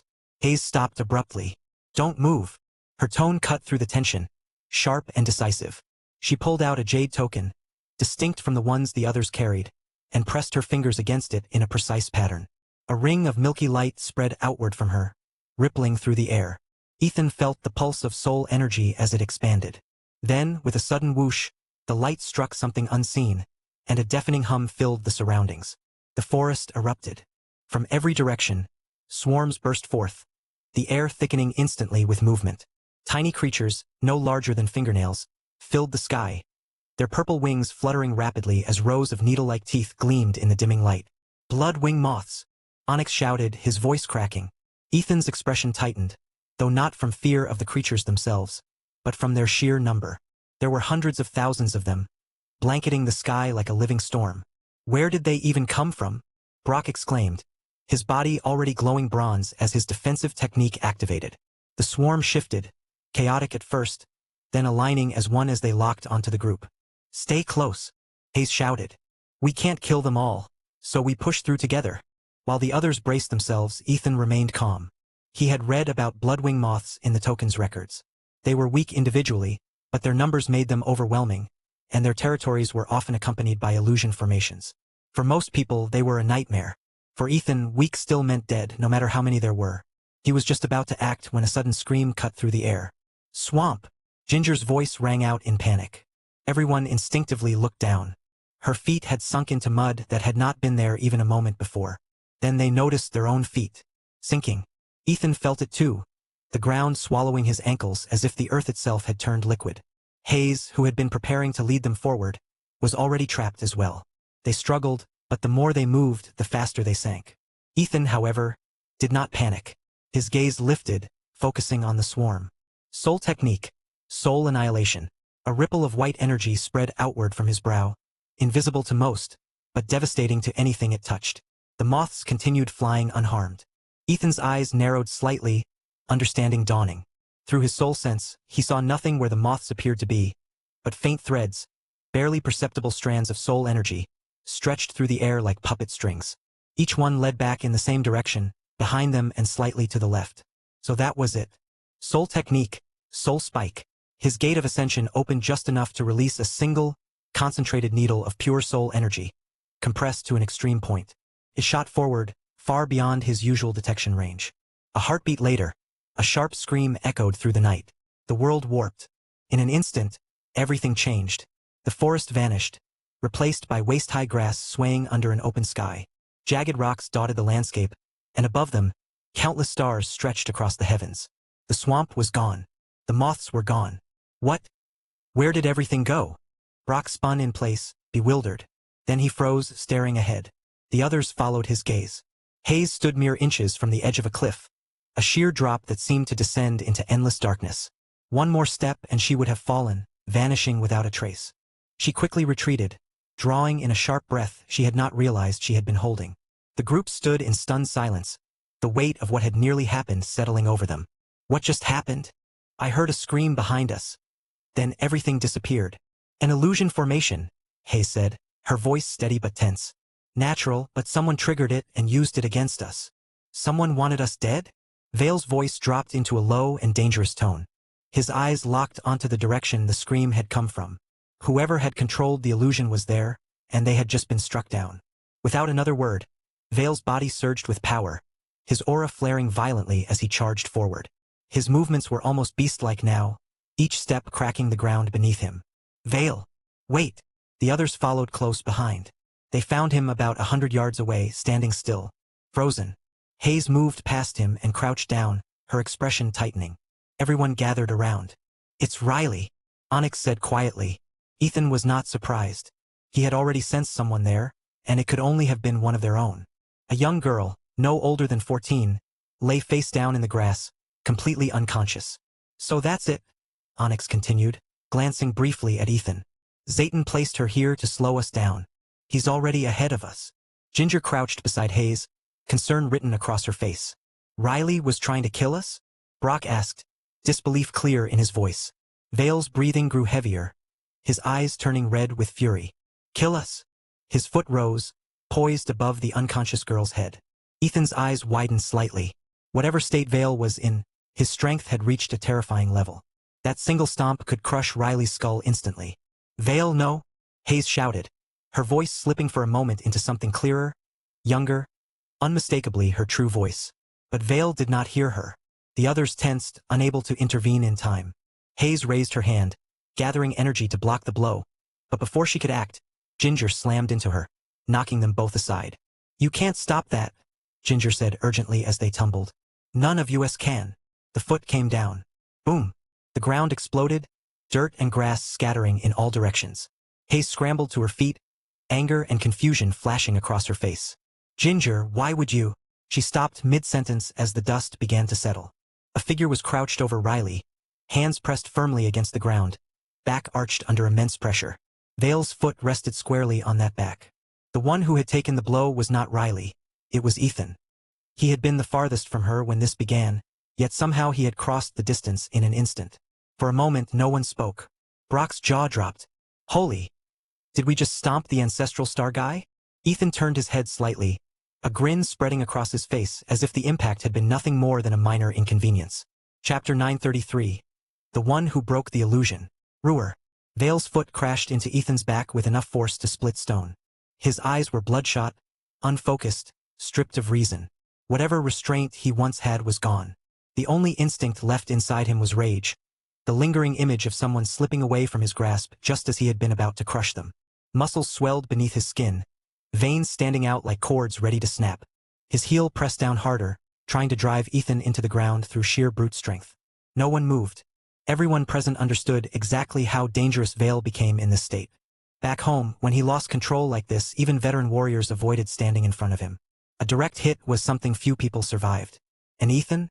Throughout the entire journey, the ancestral star trial participant had seemed completely ordinary.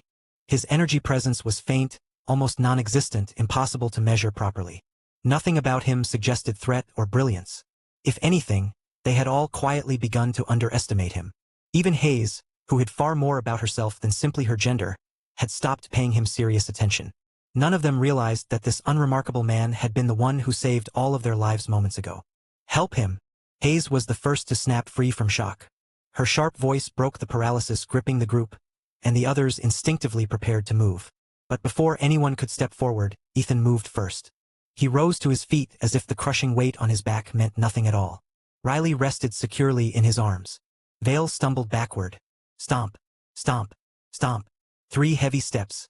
Each one forced Vale farther away until his balance failed and he staggered. Catch! Ethan did not even glance at Vale again. He turned smoothly and tossed Riley toward Hayes, the motion controlled and precise despite everything happening around them. Then he pivoted and rushed forward. Go easy on him. Hayes caught Riley against her chest. Her voice softened, barely louder than a whisper, yet the words carried clearly to Ethan's ears. Behind her, Brock watched the approaching clash and muttered, almost in disbelief, Vale's about to get wrecked. Even someone as tactically oblivious as Brock could see it. Ethan's physical presence alone dwarfed Vale's, and rage only made Vale predictable. You're worried about him? Onyx said quietly, tone flat. Without Ethan, Riley would already be dead. Besides, Vale won't come back to himself unless someone forces him down. Yeah, but who here can actually do that? Ginger replied uneasily. She was fast enough to avoid Vale indefinitely, but speed was useless when the goal was to subdue him without causing permanent damage. Everyone, stay alert. Hayes' hands stopped glowing as she finished her initial examination of Riley. The warmth of healing energy faded from her palms. What's wrong? Ginger asked immediately. Hayes didn't answer right away. Her face had turned pale as she scanned the surrounding terrain, her eyes sharp with sudden caution. Riley was hit by a soul attack, she said at last. Someone powerful. I can't repair this. The words landed like a blow. What? No way. She's the strongest soul user of our generation. She was supposed to become the next high shaman.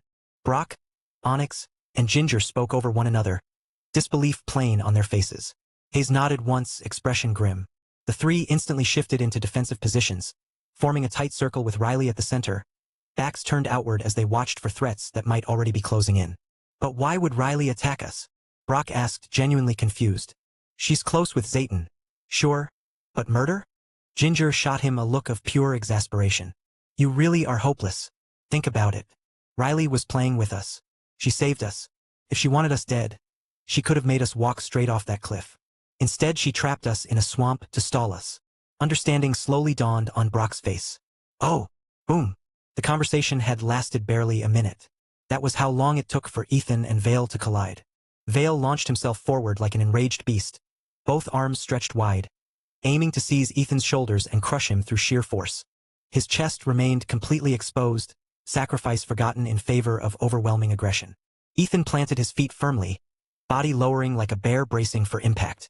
At the last instant, both fists drove upward into Vale's unguarded ribs. Crack. The sound echoed sharply. Vale's momentum reversed instantly, his massive frame thrown backward through the air. Ethan's legs coiled beneath him. He exploded forward, catching up before Vale could even begin to fall. One leg hooked around Vale's waist midair. Wham! Vale slammed into the ground hard enough to blast dirt and grass in every direction. Ethan twisted with the motion and dropped his knee onto Vale's chest, pinning him flat. Vale struggled, strength gathering again beneath him, but it never had time to bloom. Smack, smack, smack. Ethan's palms descended one after another, open-handed strikes snapping across Vale's face with ruthless rhythm. You stomp on me. Smack. You lose your damn mind at me. Smack. Wake the hell up. Smack. He spoke calmly between hits, as though correcting a particularly stubborn student. It was an old habit, talking while fighting, keeping his own focus steady through motion. Vale thrashed violently, but each surge of power was cut off the moment Ethan's palm landed. The blows disrupted his gathering strength again and again, bleeding away the frenzy driving him. Ethan eventually lost count. Normally, he restrained himself carefully.